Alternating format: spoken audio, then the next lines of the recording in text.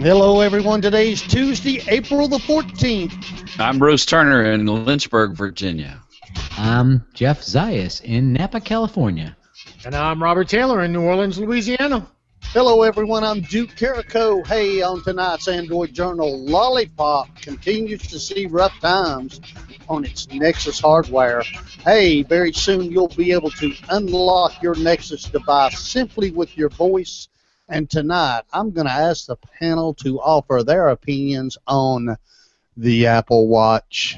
Hey, all this, more, and apps. Welcome, gang, to episode 97. How we doing?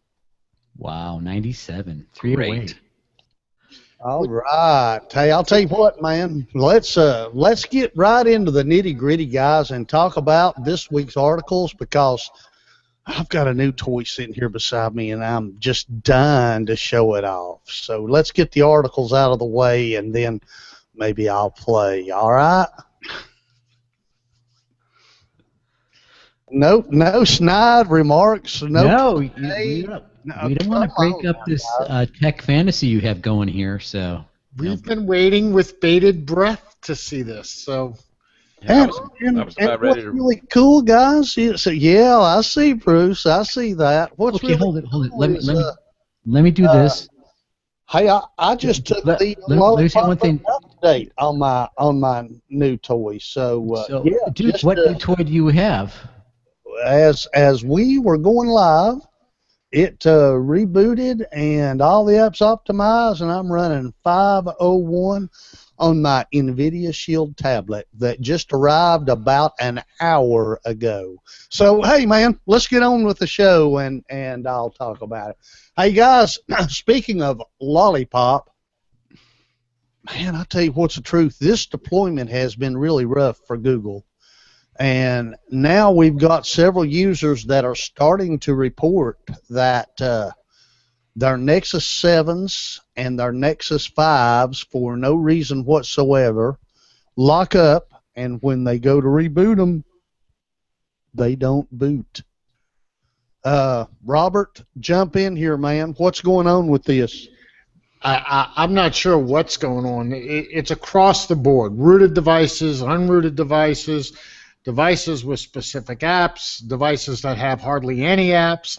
There's no real rhyme or reason, but it's kind of scary because you run the risk of bricking a device, and more concerning is that not only do you brick the device, but Google and ASUS have been absolutely mum about the whole thing.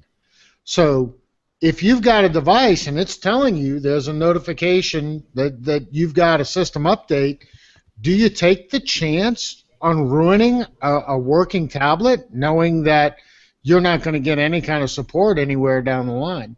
Yeah. Oddly enough, I have my 2013. It has Lollypop, and it works fine. I don't see any problems. My son's 2012 Nexus 7, it's got the notification, but I'm scared to death to do it because I don't want to ruin the device for him. He can still use KitKat.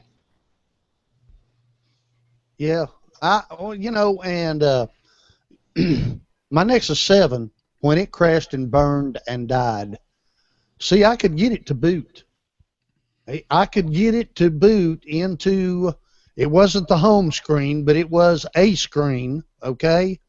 But then give it about maybe 20, 30 seconds, and it would totally freeze up again, and I would have to hard reboot it. So when I was first reading about these, I thought, well, man, that sounds like hard drives just locking up and going bad. But no, these things, once you get it, all you get is the meandering, login screen, and it never gets past that. So, right. Yeah, man, something strange, and really what makes this so strange is this isn't something that's across the board.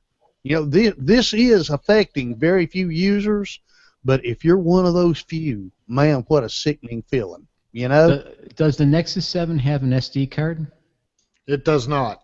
That makes it even harder, because how do you flash something new It's a tough call, and most users, when they get a notification of an update, what do? They update.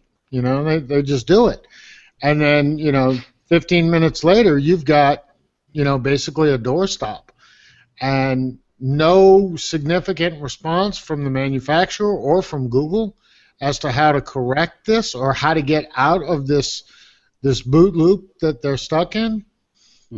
Well, it caused me pause. I've been waiting a long time, and so this morning I've been checking every day because I've been seeing Lollypop rolling out over-the-air updates to AT&T phones. The Note, the Note 5, the Note 4, the S5, and then I heard about the S4. And my wife had got a notification about an update available for the S4. Well, I knew what it was, but I got my notification this morning, and I was a little bit timid about putting it on there. But you know me, I'm a geek. I want Lollypop. I've been on this Kit Kat too long. And so far I've not had any problems with it today. And my wife's phone is in the midst of finishing up the download in the living room as we speak. So when we finish up the show, I'll go and make sure everything's hunky-dory there. But yeah, it's a little frightening to think about what you've been hearing from some people. Hey, another thing going on here. Did you guys catch about this camera thing? I mean, man, the camera's just locking up on some of these Nexus 5 devices, and basically there's no way out of it. Sometimes a hard reboot fixes it, sometimes it doesn't. So yeah, man, I'm telling you guys, this Lollypop deployment has not been, it's not gone well for Google. I'm telling you. And the other interesting part about this is that most of the Lollypop complaints, oddly enough, are from true Nexus devices. It's not like Bruce's, where he has the Samsung, and that's really bizarre. It would be one thing if it was HTC or Samsung or something like that maybe they could blame manufacturer modification or something out of spec or whatever. This is a Google Nexus device. It's supposed to be as pure as what you can get, and it's those devices that are bricking. That's the scary part. We're not hearing much from the Samsung users who have updated to Lollypop yet, or the HTCs or the Moto folks. But we're hearing massive amounts of complaints from Nexus users, which that just kind of blows me away. Yeah, surprise. But I have the Nexus 10 and mine's fine as well. So, but that's a Samsung clone. Right. So I don't know if it's what is the processor that's doing it, or something is not kosher in the deli. Yeah, very much. Let's let Google sort it out, man. Hey guys, if you do have a Nexus device and it hadn't crashed and burned because of the latest Lollypop upgrade, by the end of this week you're going to be able to unlock your device with just using your voice. Pretty cool stuff, isn't it? Hey, Jeff. I've been dying to say this word. Okay, Google, brick my phone. Now, is this just for Nexus devices, or will this work on any Lollypop device? It's rolling out just for Nexus devices, but it's going to be part of the Google, whatever 7.xxs. It's part of that Play Services upgrade. So everyone will be able to do this at some point.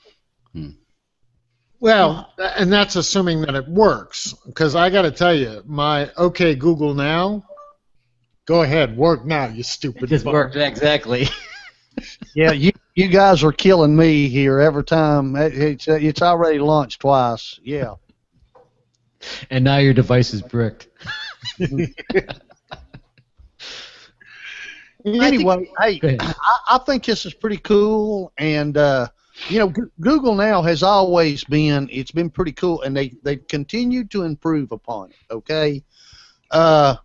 But you know, really, stuff like this is really what makes Google now really cool. Just the ability for you to be able to lock and unlock your phone with your voice, and supposedly it's going to recognize your voice, and you're going to train it. So hopefully, when Jeff says, "Okay, Google, now brick my device," it doesn't brick my phone and tablet. Okay. Yeah, I hope it's a cache for you know, like a certain word that you use, like, you know, cookie, or, you know. You train it. So and once you train it, you can undo it and train it for something else. So it does sound more like that Motorola, you know, to where you can give it something for it to do a command, and it doesn't necessarily have to be, you know, what Google tells you it needs to be. Yeah. Right. Which makes sense, and anything that makes it easier for the user, and also be hands-free and all these other things, allows you to do things, you know, and that would work great in the car and you know, other devices, so you don't have to really look at your phone to do anything. It would really help with, you know, that hands-free device, basically. Yeah, and I love the voice stuff. You know, for instance, I was speaking at our company chapel presentation Wednesday morning, and I was talking about the subject of worship. And so part of my illustration was I had my phone up there, and I said, "Okay, Google," and then I said, "What is worship?" And she came back and gave me an audible, you know, description of what, and that's how I began. So it was a great illustration. But then also traveling. And I learned something new. You know, when you're in Google Maps and you're using that for your GPS, there's a microphone up there, and you can tap it or you can say, "Okay, Google," but it's a totally different experience than the normal "Okay, Google" when you're on your home screen or something else like that. It's looking for different types of commands. So it's not your normal Google Now commands when you're on the map. And I had to learn that, but it was nice. I said my daughter got sunburned really bad Saturday. We were out in the Gulf, and I knew I needed to get her something. I said, "Where's the closest Walgreens?" We're driving down the highway. It tells me, you know, brings it up. I tap on the closest one, navigate. We get the aloe vera, you know, stuff for the sunburn, and we're on the road again. So worked great though. Very good, very good. Hey guys, this next article. Son of a gun, this kills me. Hey, Sharp has outed that they're working on a 5.5-inch 4K display. This thing's going to have 806 pixels per inch. Okay, you guys, and I think you're with me on this. A lot of these quad HD screens they're gorgeous screens, but we don't need them on a 5.5-inch display, because they use 4 times the battery life of a standard 1080p device. Okay, I mean, come on, guys. This is honest truth. Hey, real quick, I want to survey the panel.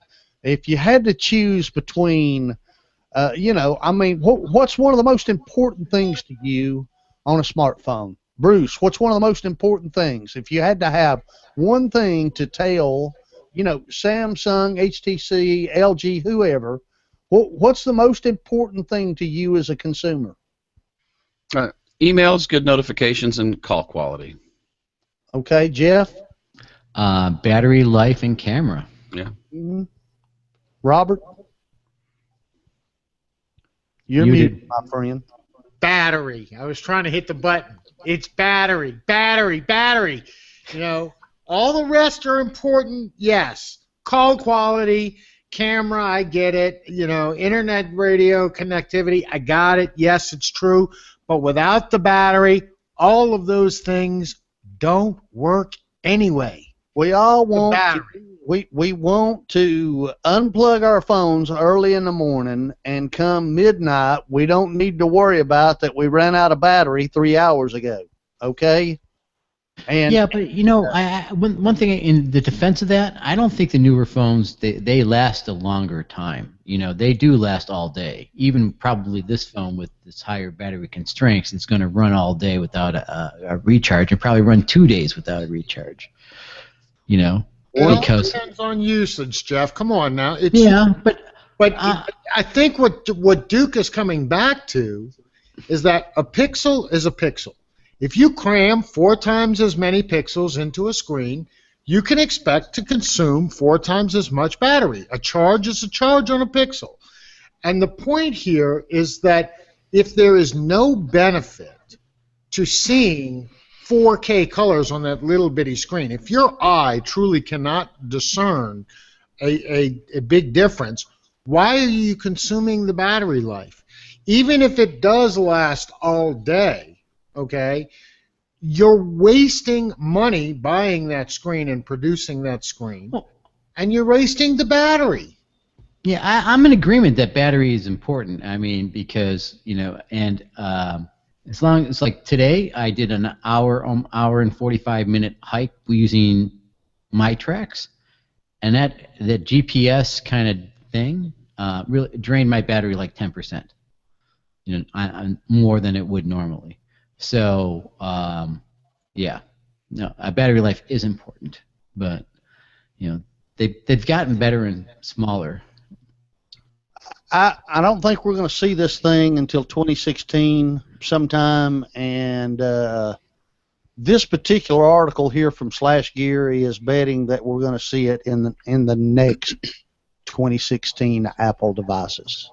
Okay, maybe even an 8K one.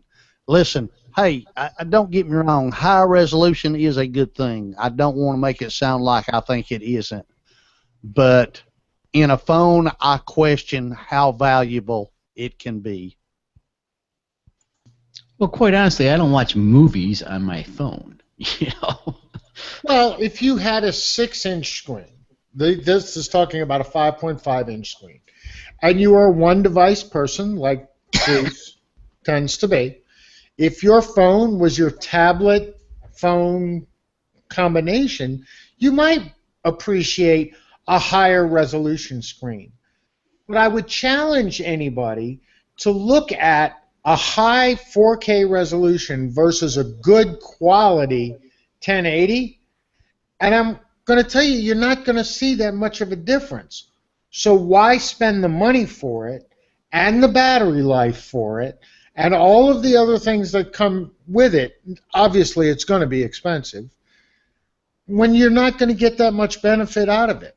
That's the point. Even if you were to say, oh yeah, I watch movies all the time, the fact that you're not going to be able to discern the difference between on that size screen, between that and a 1080 is just pointless. It's pointless to have. Hey guys, the Apple Watch went on sale at midnight Pacific time. By the best estimates, didn't hear you, Robert. Do what? I got to go buy one. I got to go buy one. I got to go get one right now. I'm going to stand in line. I'm going to go sit out in front of the Apple store right now. Wait until Friday. Well, you're too late because they've already sold out within the first 15 minutes. They ran out of watches. They sold close. According to the best estimates, they sold almost 1 million watches in less than 15 minutes. And get this, a couple of those $17,000 ones were sold also. Holy. Okay? And the average price, most of the people who bought, well, the average was 1.3 watches were purchased per person, and right around $505 that was the average price spent per Apple Watch. Hey Bruce, I know Jeff is going to have a lot to say about this, but I'm going to start with you, man. Give me your thoughts. Android has sold right at about 1 million in what, 8-9 months? Android Wear. Pebble has sold right around 1 million in a year and a half. Apple sells close to 1 million in less than 15 minutes. Give me your thoughts, man. Well, no surprise here. I mean, they've been working really hard on this. They've had two kind of rollouts. Most recently, talking about some of the new improvements and stuff. There were some concerns about what the battery life would be with some of the health apps and stuff like that. And they've evidently satisfied the Apple faithful that this is something that they need to have. And so you know, they're buying them. You know, now they may not be able to replace or update their MacBook Air to the new Air since they've got this watch, but the Apple faithful have done what they normally usually do. Hey, Robert, I want you to weigh in next, man. Jeff's going to have to go last on this one. Hey, Jeff, do you want me to keep it as short as I possibly can? No, you can go as long as you want because I can always queue up last week's video or the video before that, you know, and it'll be the same thing I'm going to say now. I know what you're getting ready to say, but Jeff, come on, buddy. Let's admit that there was a concession on that we expected that there would be a mad rush at the beginning, okay? But is that going to last? Is that going to carry on? I mean, we sold out. They sold out in 15 minutes. Okay. So when the next batch comes, is it going to sell out as quickly? Or is all of a sudden it going to be, well, it's not quite that good. The battery doesn't quite last a day. The health apps are not that accurate. And that's the part that's going to be spooky. Even the Wall Street Journal in this article that's posted in our show notes say this is not a recommended buy. And it certainly calls into question, Bruce used the word need or a want. And somebody called it, this is just like a fashionable want. And I don't think that's good for long term. That might be hot to say that you got it now, but that's it. All right, John, you're up, brother. You're up. Go for it. No, I'm not going to rub salt in the Android Journal wounds of the naysayers. So all I have to say is, you know, I was wrong as well. I thought the first week they'd sell more than all Android devices. So, you know, it was 15 minutes, so, you know, there you go. Of course, they did sell out, but, you know, Apple knows how to market better than anybody else, create demand better than anyone else, and then, you know, in this type of market, they execute better than anybody else. So those three things mean they're going to sell a hell of a lot of them. And, you know, they don't really care if it's a need or a want. They just want to see it go to, what's that? They just want to see it. They just want to see the dollar signs, and they're seeing the dollar signs. And, you know, hey, even if there is some, you know, lapses in the watches, they will fix it. The first generation is you know, the test. And the second generation will be even better. And I'm sure they're already working on how to make them better. So kudos to those guys. Listen, they all are. And you know, I mean, if you look feature for feature, the Apple Watch really is no better off than Android Wear. It really isn't. But Apple did. They've got that hype marketing machine. They did such a great job. But let me tell you something. Here's the difference. You know, when I watched Steve Jobs unveil the original iPhone live, I'm sorry, guys, but I saw him on stage in Cupertino lying, saying, we're the first to offer this. We're the first to do that. The IMAP email thing, I've griped about it. First of all, it wasn't true IMAP, and the Palm Trio that I was holding at the time was a true IMAP email client, okay? But guess what? Jobs knew how to unify an app store to make the iTunes store, and he followed through, and he really did make the iPhone a great device, okay? That's exactly where the Apple Watch is right now. It is mediocre. When it was released and sold almost 1 million in less than 15 minutes, people paid a lot of money for a mediocre device. And you know something? If they bought Android Wear instead, they bought a mediocre device as well. All right? The difference is where are we going to be 6 months from now, 18 months from now? If Apple can follow through like they did with the iPhone, I'm sorry, man. All of these fitness trackers, Android Wear, Pebble watches, it's game over. It really is game over. I don't think they can do it, though. What do you guys think? I don't know that it's a question of whether they can do it or not, because they will follow through. The question is Google going to sit back like it's famous for doing and kind of letting things just languish and never really, keep going with it? They have to jump on the stick and make Android Wear a truly phenomenal product. Otherwise, Apple will blow them out of the water. I don't think that Apple's going to sit on their hands and say, okay, we released this, yeah, we'll come out next year with Apple Watch 2. Now, I don't think that's going to be the case. But I think that people are going to rapidly realize that having this on your wrist, it's a neat toy. It is not a need-to-have device. Well, just like we mentioned off the air, Google announced last week that they're very close to having Android Wear work on an iPhone. They also dropped the price on the Moto 360 down to $165. When you think about the normal functionality of a regular analog watch was so you could just pull your wrist up and see what time it is, maybe the date, but hardly ever the date. But your time is what you were looking for, or maybe if you were a runner, you could do a lap timer or stopwatch or something else like that.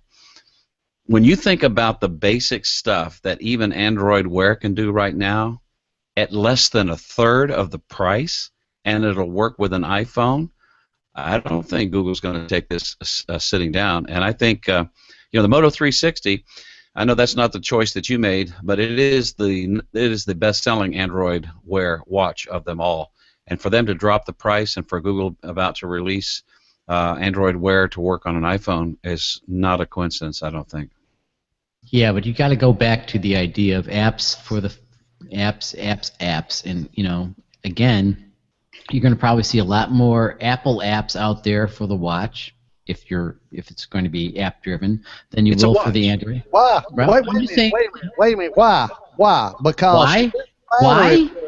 If Why? you're an Apple developer or you're an Android developer, you can already develop for either platform. So if you're already developing for those platforms now, you can develop for their watches. I'm gonna have to. I'm an Android guy. I am an Android guy, right? Let me say it again. I'm an Android guy, but Apple, if you wanted some what is that, Boss Jocks or whatever, most of these, a lot of these apps that you want, they're developing it on Apple first, and then okay, I'm going to port that over to Android, try to capture that market. But what's the market I want first? What is the biggest boy I want? I'm going to put my development dollars into the biggest basket. And guess what? The biggest basket just was in 15 minutes, versus all of last year. You're missing my point. No. I have the point. If you are already an Android developer, you develop for the watch as well. Okay? If you're already an iOS developer, you develop for the Apple Watch. Okay? If you're good enough to develop for both platforms, you develop for both of their watches. What I'm trying to say is maybe if a developer's coming along tomorrow, he might pick that way. But if he's already developing now, he doesn't have to change his game. I totally disagree. And that's borne out by stuff that is happening today.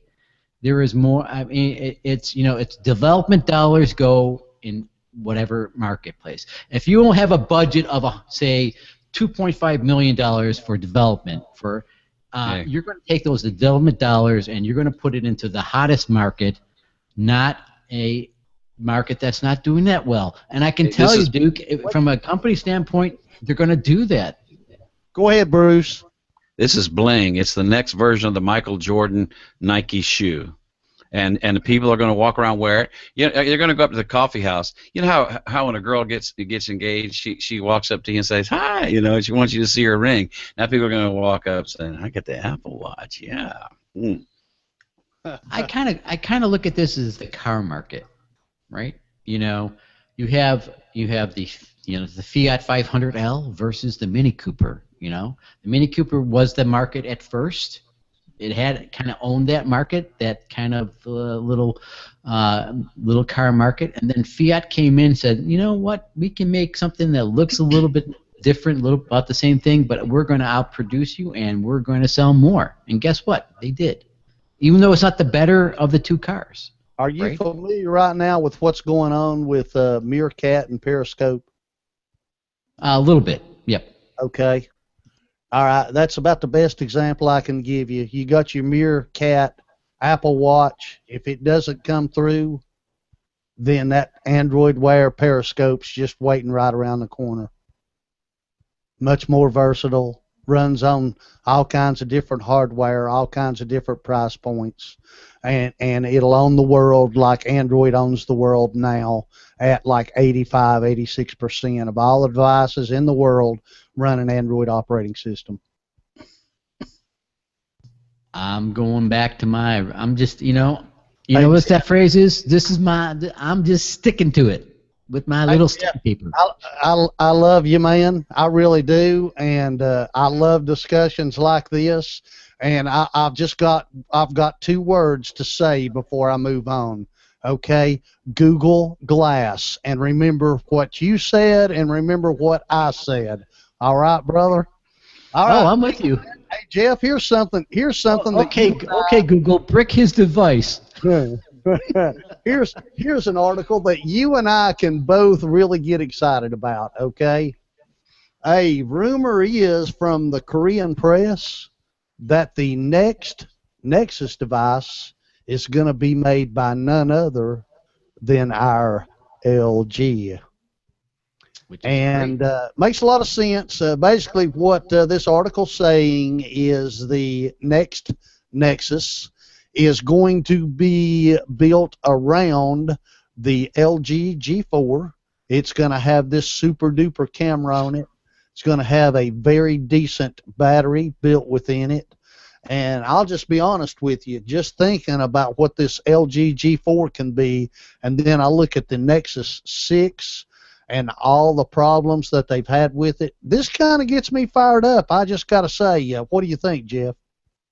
Well, as you know, I do have the G3, and from LG, and I like the phone.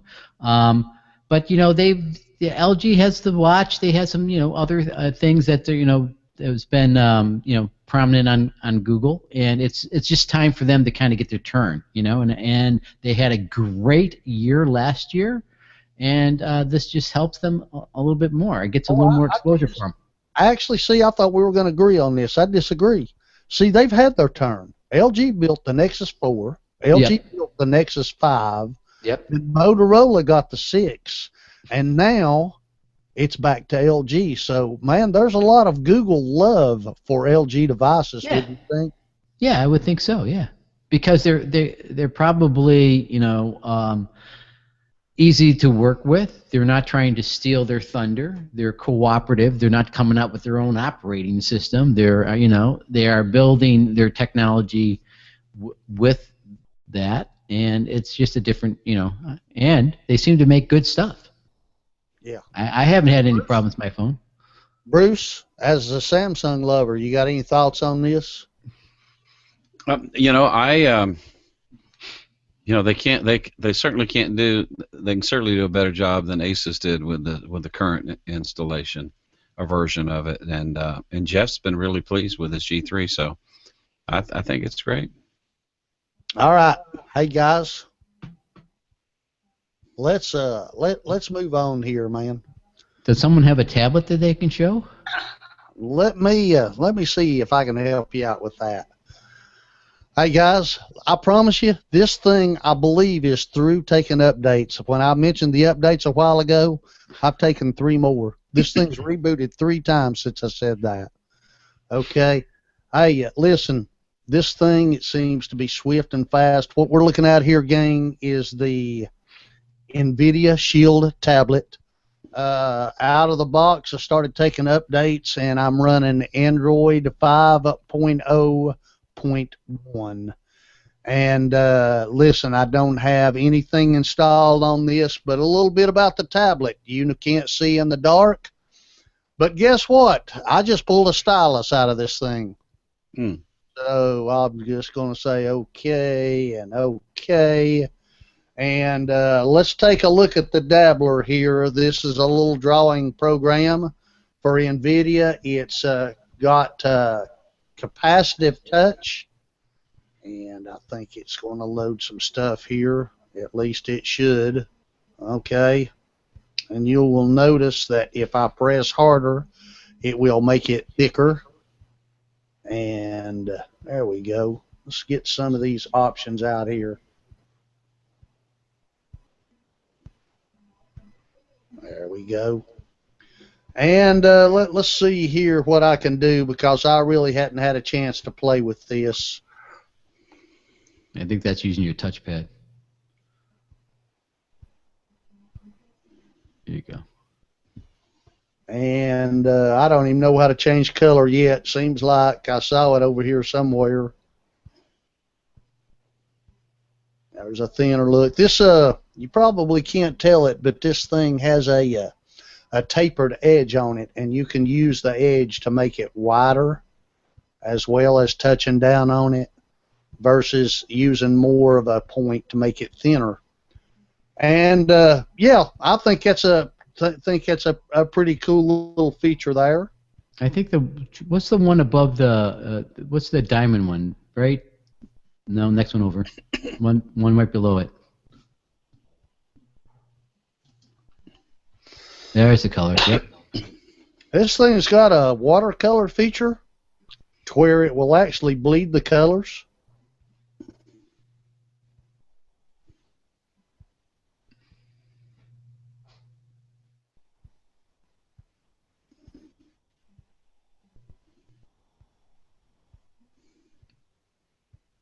Yeah, I think this is going to be a lot of fun. It also includes Evernote that supports the stylus.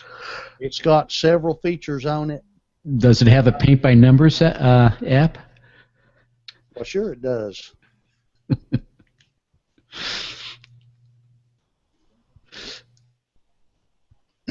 Anyway, that's my little tablet, man, and my first impressions are pretty positive. There's one thing that I don't like, and that's the buttons on the side are kind of mushy feeling, and you push on them and nothing happens. You push on them again and nothing happens. Push on them again, and hey, it turns on. So it's just some stuff like that that's been a little bit aggravating for me. Does it have an SD card? Do what? SD card? Yes, it does support SD card. I got a 64 gigabyte SD card with it. Got a real nice case, and I'm actually pretty fired up to kind of get my hands in it and learn more and more about it. But listen, it's a lot of plastic. It's got two front-facing stereo speakers. The speakers, while I wouldn't call them great sounding speakers, I will call them loud and adequate. And hey, they're front-facing speakers, okay? The Asus Nexus 7 Google, you could learn a few things from them. A lot of tablets, they either come out the bottom or the top or the back, and at least these are front-facing. In fact, this thing kind of looks like a giant HTC phone with the speaker grills and so forth, etc. So I do like it. I think it's a pretty cool device, and I'm looking very forward to getting in and learning about it. By the way, it's got HDMI out. I can hook it to the TV. I can cast it to the TV. It's got built-in casting, and if you want to sign up for Twitch, you can actually use that drawing program and draw live on Twitch. So it's got, listen, this thing is serious gaming. It's got the Tegra K1 processor in it. I am not a gamer, but I really like this tablet. One of the biggest reasons why I like this tablet is it's pretty much plain Jane Android. There's no real overlays on it. And listen, man, this was one of the first tablets to get the Lollypop update outside of the Nexus devices. And it, like I say, 8-inch. I don't know how much you guys can tell from the camera, but it really nice display, very sharp display. Probably not the best on the market. If you want the best, I think the Samsung Tab 8.4 would be the one to go for. But this is more than adequate and very Nexus 9-like as far as the internals without that Nexus 9 price tag. So yeah, man, that's my quick first impressions of the NVIDIA Shield tablet. So, yeah. Looks good. Who in the heck are we? Well, we are Tech and Coffee. We are a Google Plus hangout. We've been a community since before Google offered Google Plus communities. And we would love to have you come and hang out with us. Hey, man, go to Google Plus, search on Tech and Coffee, look for that gorgeous TNC logo, or you can head over to techandcoffee.info. Hey, you'll see a link there to come join us in the hangout. Hey, man, grab your favorite beverage and come on over and let's talk tech, gang. Hey, you can follow us on Twitter, Facebook, Tech and Coffee 1. Our YouTube channel is Tech and Coffee. Catch our podcast. This one is Android Journal on Stitcher Radio, iTunes, and Player FM. Hey, talk to us on Twitter by using the hash Tech and Coffee. And as always, questions, comments, and snide remarks, AJ at techandcoffee.info. Hey, Bruce, what kind of app you got for us tonight, man? All right. Well, I am an Amazon's Prime person. By the way, they announced, I think I saw today, where there's a new version for the operating system for the Android Fire Stick. I haven't updated yet, but anyway, I like Amazon. I like Amazon Prime. I like the shipping. I like having some of the video opportunities. But now, last week, they announced Amazon Prime, Amazon Music with Prime Music. And so this is the page on the Google Play Store, and if you look at it, basically what they say, Prime members enjoy unlimited, ad-free access to over 1 million songs, expert programmed Prime playlist, and ad-free Prime stations for free. So if you're a Amazon Prime member, then you can get this streaming music service, and it just gives you another opportunity to have some good music. So I'm going to go ahead and share my screen again and let you see the app actually running here on my phone. So this is what Prime Music looks like. If you click on this menu here, you can have your library, so you can upload stuff to it. I'm just using the Prime Music right now, but you've got a playlist. Here's the 2014 pop top Prime songs. You've got songs, you've got albums that you can listen to. But one of the things I enjoy is sometimes these stations. Now, I was a Pandora One subscriber. That means I paid $36 a year to get 192 kbps quality Pandora music. But I canceled that subscription. But this is really nice because there's not any ads on it. So I'm going to go ahead and obviously not going to do this for very long, but this is the Easy Pop Prime station, and so it's playing a song from the train, Save Me, and so everybody recognizes that, but we won't play any more of that so we don't get our show taken down and everything. But it's a really nice app. It's very simple, so if you like music, I like music, we just did a 13-hour drive. It's really nice to be able to have this as an option to go in there and let them serve up some different music, maybe introduce me to some new artists and so forth. So Amazon Music for Prime users is my app of the week. I think it's free. Get it. If you're a Prime customer, why not? Very good. I'm a Prime customer. It looks great. I think I'm going to have to try that one, Bruce. Yep. Yeah. Yeah, I've got to say, Amazon and Google Play is where I seem to be getting the most of my music nowadays. Hey, Jeff, what you got, brother? Okay, well, I have something. Let me first start by sharing my screen, if I can do that. Hold on. It's called Node Beat, and this is a it's on the Google Play Store. I actually got this from, speaking of Amazon, from Amazon App of the Day, one of the free apps, and this one's currently $1.94 to buy. But what I like about this, it allows you to have different.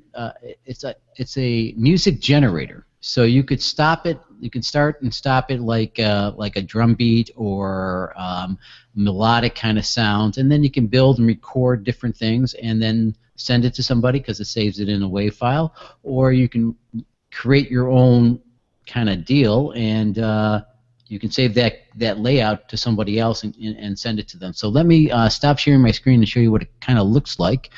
Let me switch cameras here. See if that works. So hopefully it'll come through. I'll click on Node Beat. And I'll just do, I'm going to have to turn my mic around and just do just their default ones. I don't know if you can hear that okay. We can hear it. So, and then what you do is you can load in different type layouts, which I'm going to do. I'm going to load a layout here. I'm going to do, let's just do this funky town. And each one of these small little notes, it's hard to see because I'm getting a reflection here, but these are like cymbals and chords attached to a little like atom. And then the frequency of what it takes place is the music that comes out, and then you can change it by touching on the screen like you're playing something. That sounds kind of Cajun, doesn't it? Very much Cajun. So,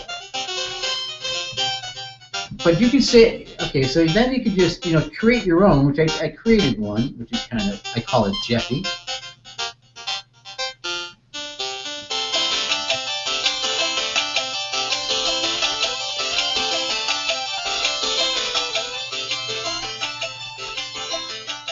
So it's just kind of neat. I actually kind of like it. And it just, it's a great way to kind of just, kind of give it to somebody and just have them kind of go nuts. Plus, let's turn my mic back over here. But, I found hours of entertainment just coming up with this stuff and just kind of playing it. And it was pretty easy to figure out. So you set up a node, and then all these different atoms around it, and each one is like a symbol or a chord or whatever you want.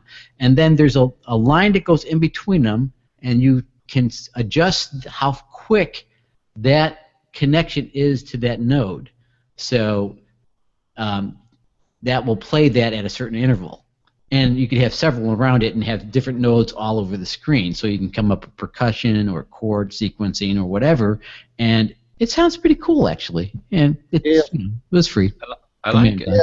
I've got to confess, I saw that as the Amazon app of the day the other day, and I downloaded it. And listen, it was good for about 10 minutes of entertainment for me, and I just found it fascinating when you said that it's been hours for you. Way to go! Oh yeah, it's been totally up because I've been Did you create any layouts, or did you just play with the ones they had?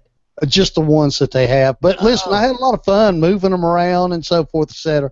It is a fun little app, and it's my understanding, Jeff, to your earlier point, this was an iOS app that got ported to the Android platform. Okay. Hey, Rob, what you got for us, buddy?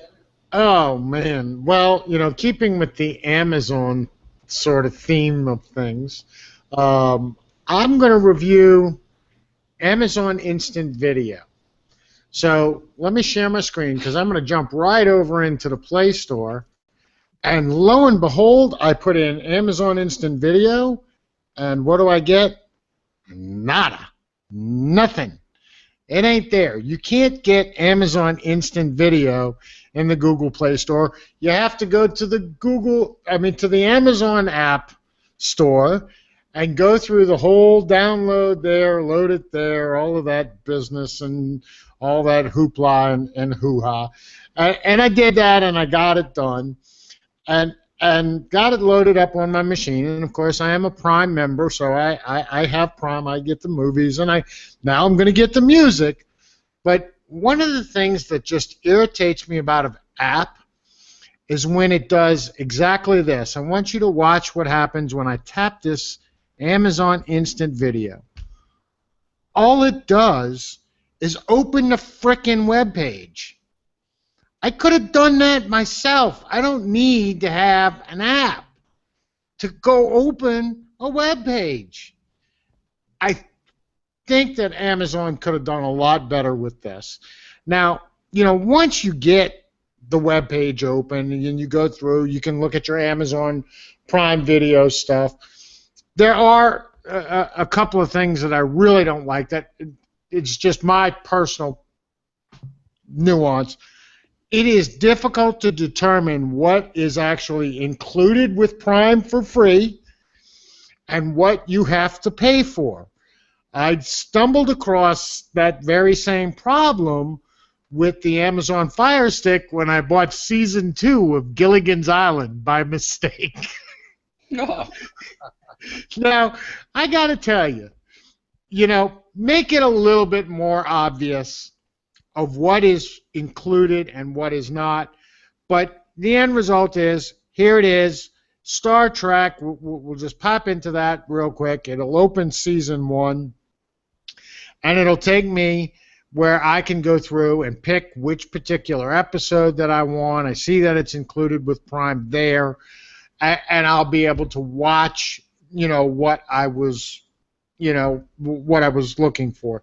But I just thought it was kind of cheeky that Amazon, with all of its billions and billions, the best it could do for an app is open a web page that would then allow me to select the movie and then just flash play it on the screen. I really thought that was cheesy, and especially since I had to jump through so many stinking hoops just to get the darn thing installed on my darn tablet.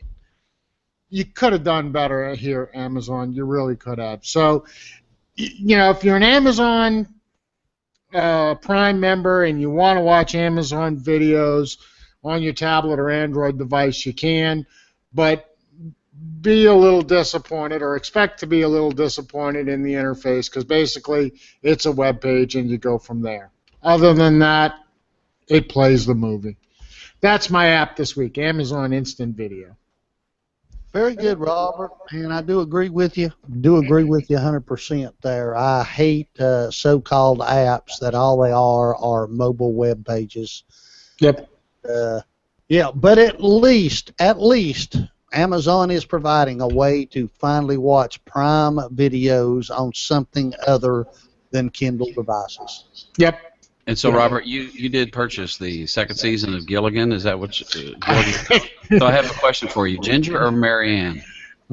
Ginger. Come on, Ginger. And are they still on the island? No, come on. You saw the movie. They got, in that little boat they built. Yeah. So what do you download? I'm downloading and installing that app right now as we speak on your recommendation, and it's 28 megabytes. So what are you downloading for 28 megabytes if all it is a web browser thing? I'm sure it's probably got a flash player that's built in with it, because it does play the video in a flash-like window. So that's probably what you're getting for that 28 megs. But there ain't much else to it. I mean, everything is done from the web page interface, from the selection to playlist to purchase. It's all done from the web page. It's not like an individual app. So, I just thought it was kind of cheesy that it just, all it does is just brings me to the web page. Well, hell, you could have done that, 2 years ago if that was what you were going to do. All right, man. Really, really quick, guys. My app this week is Snapseed. Snapseed has been around for a while. It was an iOS app, Jeff, and Google purchased it and made it an Android app, and I think it is on both platforms now. It was updated this week, and it's got a new interface. And you know what? Listen, guys, there are so many photo editors out there. Literally, there's just so many to choose from. This one is, I think, one of the better ones, especially with these updates. By the way, there's some new features. Now, let me tell you something. Instagram, and Bruce and I can remember a couple of years ago, probably, Bruce, you and I had this conversation to where Instagram is easy because you select a filter, and if you like it, you just push it up. And it goes to Instagram, and you can put it other places like Facebook, Twitter, and Tumblr, and a couple other places. But with Snapseed, you can tune images, but you can do spot repairs. It's more of a true photo editor in that you can select a part of the picture, doctor it, and not apply something to the whole photo. And just infinite tools as to how much, you can blur it a little, you can blur it a lot, you can glow it a little, you can glow it a lot. It's got HDR effects, and hey, it's free. And if you've tried it and thought it was pretty cool but kind of gotten away from it, check it out, because it's got a whole new interface now, and really, really a nice app for doctoring your photos. That's Snapseed, free in the Google Store. Hey, guys, is there anything else that we haven't touched on this week that you'd like to throw in before I call this one episode 97? I'm good. Hey, gang, head on over to techandcoffee.info, click on that coffee cup, and come hang out with us, man. We'd love to meet you, talk tech, and hey, gang, we will catch you in 7. Peace out.